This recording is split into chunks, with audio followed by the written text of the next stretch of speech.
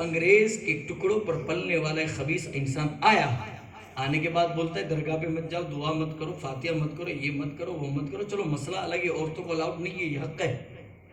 ہاں یہ حق ہے، اور ہم کو بھی جانے کا اندر ادب نہیں معلوم، سنیوں کو بھی نہیں معلوم. ہاں میں چوکھا بول رہا ہوں.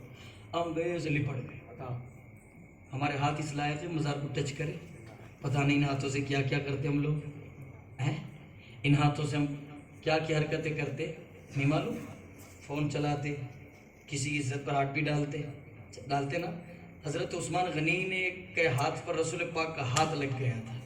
حضرت عثمان غنی کے ہاتھ سے رسول پاک کا ہاتھ لگ گیا تھا. حضرت عثمان غنی نے اس ہاتھ کو کبھی اپنی ہاتھ سے ایسے کھجلایا بھی نہیں، اس ہاتھ کو اتنا سنبھال کے رکھا کہ مصطفیٰ سے ٹچ ہو گیا، مصطفیٰ سے مل چکا ہے. تو ہمارے اتنی ہاتھ کی حیثیت ہو گئی کہ ہم ٹچ کریں گے چپک جائیں گے نہیں نا.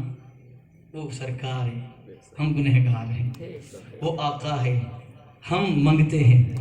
وہ سردار ہے، ہم ان کی در کے خادم ہیں. وہ مخدوم ہے. اس کا ایک ادب ہوتا ہے، اس کا ایک مقام ہوتا ہے، اس کا ایک جانے کا انداز ہوتا ہے. ہم لوگ تو پتہ نہیں کیا کیا کرنے. اللہ ہدایت. تو ایک بندہ اٹھا، اشرف علی تھانوی نام کا، فتوے پہ فتوے دے رہا ہے، سلامی مت پڑھو. آپ پڑھتے ہو نا سلامی؟ کا سنی پاگل ہو گئے ہیں، مسجد میں بھی کھڑے ہو جاتے ہیں، مصطفیٰ جان رحمت اللہ کو سلام، یا نبی السلام علیکم، سلطان کربلا کو ہمارا سلام دو، در پہ حاضر ہے. چلو جہاں دیکھو تاجدار کربلا کو ہمارا. ارے کیوں؟ یہ سنی پاگل ہو گئے ہیں. فتوے پہ فتوے پہ اور ایسی ایسی باتیں کی جا رہی ہے علم غیب مصطفیٰ پر، عشق مصطفیٰ پر، ولیوں کی شان میں. اب یہ سارے انگریزوں کا کانڈ شروع ہو گیا، ہند میں بسنے لگا، اتنا وسیع ہوا. اب ساری خانقاہ کے بزرگ پریشان ہیں، ان کو کون جواب دے گا؟ یہ انگریزوں کے غلاموں کو کون ریپلائی دے گا؟ کوئی ایسا بندہ بھی تو ہو جو ان کو منہ توڑ جواب دے. تب ایک بندہ کھڑا ہوا، اور اس ایک بندے کے پیچھے ساری خانقاہ کے بزرگوں نے ہاتھ رکھا، کہا جو تم جواب دو گے وہ ہمارا جواب ہے. اور اس بندے نے قلم کو اٹھایا، اٹھانے کے بعد لکھنا شروع کیا. ایسا جواب دیا جب سارے انگریزوں کے دل نے یہ کہہ رہے تھے نا، نبی کی بارگاہ میں کھڑے ہو کر ایک بار میں 2 مرتبہ سلام کرتے ہو. تب وہ بندہ کھڑا ہوا، کھڑا ہونے کے بعد کہتا ہے اب ایک شعر میں ایک مرتبہ نہیں، ہم لاکھوں مرتبہ سلام بھیجیں گے. اور وہ بندہ کھڑا بھی ہوا، اس نے سلام بھی پڑھا. ایسا سلام لکھا، ہندوستان کا بچہ بوڑھا جوان ہر ایک کی زبان پر یہ سلام موجود ہے. وہ کھڑے ہو کر کہتا ہے مصطفیٰ جان رحمت پہ لاکھوں سلام، شمع بزمِ ہدایت پہ لاکھوں سلام. انگریز کے دلوں کو جواب دینے والا وہ کوئی اور نہیں تھا، بریلی کے امام سیدی حضور اعلیٰ حضرت تھے. تکبیر، نعرہ رسالت، یا رسول اللہ، مسلک اعلیٰ حضرت زندہ باد، مسلک اعلیٰ حضرت زندہ باد. یار یہ بریلی کے امام نے جواب دیا تھا، اور اسی بریلی کے امام نے ہمارا ہاتھ پکڑ کر کربلا والوں سے ملایا تھا. انگریزوں کے دلے ہم تھوڑی ہوں گے، ہم نہیں ہیں. اور ہم سے ثبوت تو مانگو ہی مت کہ ہم وطنی ہیں کہ نہیں ہیں. ہاں کبھی کبھار بولنے پہ کا موقع ملا نا ان کے سامنے، تب ہمارا بچہ کہے گا کہ ہم لوگوں نے اس وطن کے لیے کیا کچھ نہیں دیا. بات آگے نہ نکلے، سنیں محبت سے، پیار سے، عقیدت سے. بات حقیقت میں یہ ہے، مولا حسین سے جو ہماری محبت ہے اس کو نکال کوئی نہیں سکتا. ایسے سنو، ایک بہت بڑے پیر صاحب ہے نا دماغ حاضر آپ کا؟ سب سن رہے ہیں نا؟ دونوں ہاتھ اٹھا کے بولے یا حسین. ادھر والے تھوڑا کم بول رہے ہیں، ذرا دونوں ہاتھ اٹھا کے. آپ کو پیچھے کا مسلمان ادھر میں بول سکتا ہوں، آپ تھوڑی. ہاں میرا حق ہے نا سننا. اب میرے بھائی جو ماشاءاللہ میری اچھی بات بھی قبول کرو گے اور غصے والی بات بھی انشاءاللہ. ہم اپنے اب تو اپنا گھر جیسا ہوگا، نہیں گھر جیسا تعلق ہو گیا. 2 4 دن کے بعد ملاقات ہوتی ہے. بتاؤ اللہ آپ کو ایسے مسکراتا رکھے. آپ کے دل میں جو مولا حسین کی محبت ہے نا، اللہ اس کی حفاظت فرمائے. ابھی بہت بڑے ایسے غدار گھوم رہے ہیں جو تمہارے سینے میں سے یہ محبت نکالنے کی کوشش کر رہے ہیں، اور میں امید کروں گا کہ آپ کو بول بول کر مولا حسین سے اور قریب کر لیں بس. اور یہ کر دیا نا تو میری بھی بخشش ہو جائے گی، ہے نا. تو محبت سے سنو. ایک بہت بڑے پیر صاحب ہیں، بہت بڑے پیر صاحب. ان کے ساتھ ان کے 10 15 20 مرید تھے. اب وہ جا رہے تھے، چلتے ہوئے جا رہے تھے، اب رات ہوئی،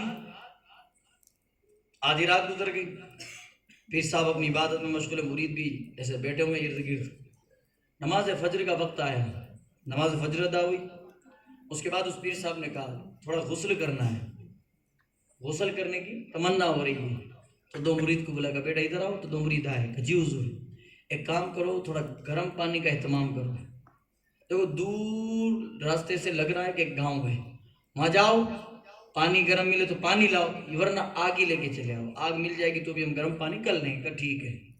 اب وہ دونوں مرید گئے اس گاؤں میں، دھیان سے تھوڑا اشارتاً بولوں گا میں، دھیان سے، اب دونوں مرید اس گاؤں میں گئے نا، تو کیا دیکھتے ہیں، سارے گاؤں والے بچے بوڑھے جوان سب صبح صبح میں کیا کر رہے، اس گاؤں کا جو چورایا تھا نا چوک، اس کے میدان میں لکڑیاں جمع کر رہے، لکڑیاں، کوئی بوڑھی آ کے 2 ڈارکھی ڈال رہی ہے، کوئی جوان آ کے بڑا درخت کا حصہ ڈال رہا ہے، ایسے لکڑیاں جمع ہو رہی ہیں، تو دونوں مرید حیران ہیں، ایک دوسرے سے بات کرے، کوئی بول بھی نہیں رہا، کوئی کچھ بول بھی نہیں رہا۔ اب تھوڑی دیر کے بعد وہ ساری لکڑیاں جمع ہو گئی، پھر اس میں آگ لگائی، آگ لگانے کے بعد سارے گاؤں والے ایک جٹ ہو کر پرستش کرنے لگے، اس کا طواف کرنے لگے۔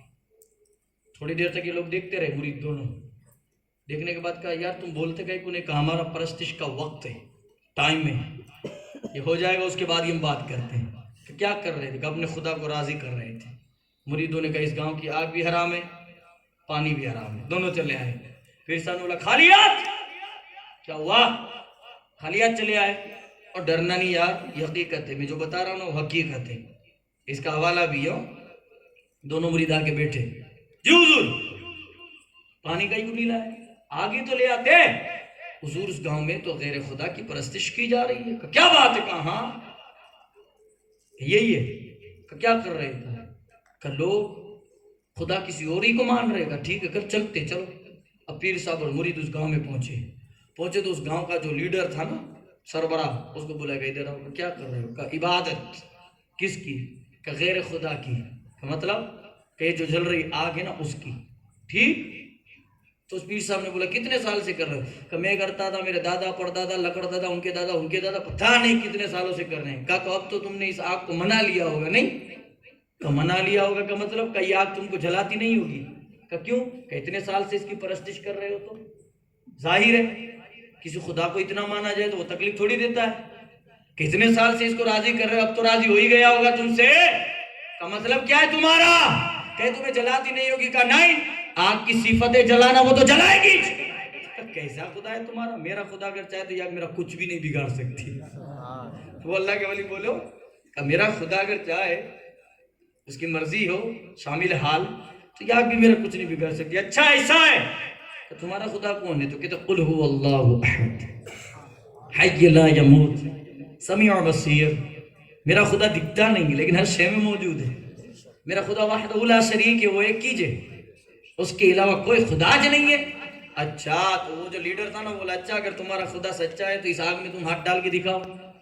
کہ کیوں ہاتھ ڈالوں گا، تو کہا تم نے ہاتھ ڈالا اور تمہارا ہاتھ نہیں جلانا تو ہم تمہارے خدا کو مان لیں گے۔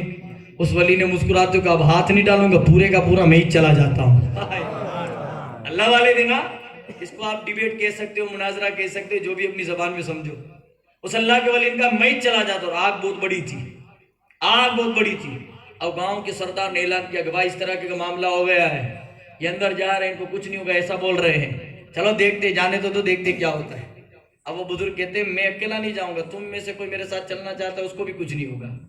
تو ایک آدمی تھا چھوٹے بچے کو کھڑا لے ایسے اٹھا کے کھڑا تھا، وہ اللہ کے بزرگ ولی تھے، انہوں نے بچے کو اپنی آغوش میں لکھا میں بھی جاؤں گا، میرے ساتھ یہ بچہ بھی گا، مجھے بھی کچھ نہیں ہوگا، اس کو بھی نہیں۔ تو بچے کا باپ کہتا ہے کہ بکری کا بچہ میرے بچے کو کیوں بنا رہے ہو بھائی، تمہارا ڈیوڈ کا مسئلہ ہے، تم جانو میرے بچے کو مت لے جاؤ۔